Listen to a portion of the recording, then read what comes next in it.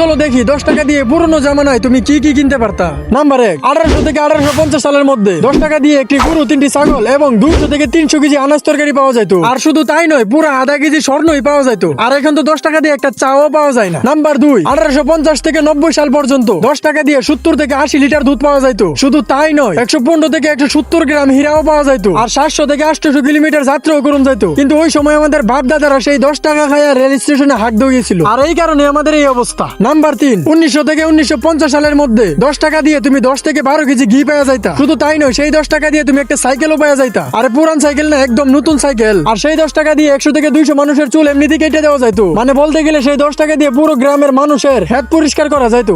Number 4, 1950 থেকে 2000 সাল পর্যন্ত 10 টাকা দিয়ে 3 থেকে 4 লিটার পেট্রোল, 50 থেকে 60টা সমোসা আর অনেকগুলো ফল ফুটুন পাওয়া যাইতো। কিন্তু এখন ফল ফুটুন তো বাদ গেল, 10 টাকা দিয়ে ভালো মতো হাঁক দুই পারি না। মোতার কথা বাপ, কিন্তু সাবস্ক্রাইবের কথাটা কিন্তু বাদ না, ওইটা তাড়াতাড়ি করো।